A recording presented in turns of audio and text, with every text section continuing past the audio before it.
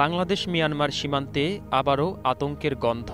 সীমান্ত পেরিয়ে দেশে অবাধে ঢুকছে অবৈধ অস্ত্রের চালান। কক্সবাজারের পাহাড়ি পথ আর নাফ নদীর গহীন বুকে গড়ে উঠেছে অস্ত্র পাচারের ভয়াবহ এক জাল, যেখানে জড়িত কমপক্ষে ৫টি চক্র। প্রতিটি চক্রেই রয়েছে রোহিঙ্গা নাগরিকদের অংশগ্রহণ। শিয়া বাটার ও ভিটামিন ই সমৃদ্ধ লিলি বিউটি সোপ, তারুণ্যময় উজ্জ্বল ত্বকের জন্য। রিমার্ক। আর এই অবৈধ অস্ত্রের গন্তব্য রোহিঙ্গা ক্যাম্প ও ৩ পার্বত্য জেলার সন্ত্রাসীদের আস্তানা। মিয়ানমারের চলমান সংঘাত ও আরাকান আর্মির উত্থানের ফলে সীমান্তের ওপারে রাখাইনে প্রচুর অস্ত্র ছড়িয়ে পড়েছে। সেখান থেকে রোহিঙ্গা চক্রগুলো বাংলাদেশের ভেতরে অস্ত্র পাচার করছে, যা ভবিষ্যতে বাংলাদেশের জাতীয় নিরাপত্তার জন্য বড় হুমকি হয়ে উঠতে পারে। বিজিবি, পুলিশ ও স্থানীয় সূত্রগুলো বলছে, সাম্প্রতিক মাসগুলোতে মিয়ানমার থেকে অস্ত্র প্রবেশের হার বেড়েছে উদ্বেগজনকভাবে। আগে যেখানে সীমান্ত দিয়ে প্রধানত মাদক আসত, এখন সেই পথেই আসছে আগ্নেয়াস্ত্র। এমনকি মানব পাচারকারী চক্রের সঙ্গেও যুক্ত হচ্ছে অস্ত্র ব্যবসায়ীরা। সূত্র জানায়, ২৭১ কিলোমিটার সীমান্ত জুড়ে ৭টি পথ দিয়ে এসব অস্ত্র ঢুকছে।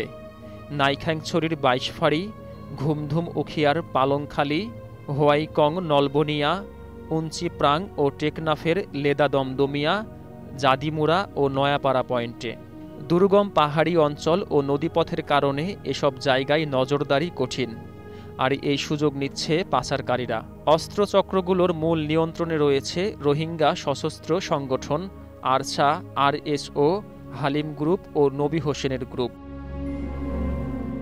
পাশাপাশি পার্বত্য অঞ্চলের বিচ্ছিন্নতাবাদী দলগুলোর সঙ্গে তাদের ঘনিষ্ঠ যোগাযোগ রয়েছে।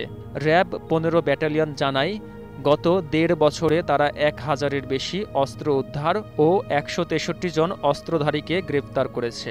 কক্সবাজারের পুলিশ সুপার মোহাম্মদ সাইফুদ্দিন শাহিন জানান, সম্প্রতি উখিয়া সীমান্তে অভিযান চালিয়ে পুলিশ ২টি আগ্নেয়াস্ত্র, ৫টি কর্তুজ, ৫টি কার্তুজ ও ২,০০০ ইয়াবাসহ ৫ মাদক কারবারিকে গ্রেফতার করেছে।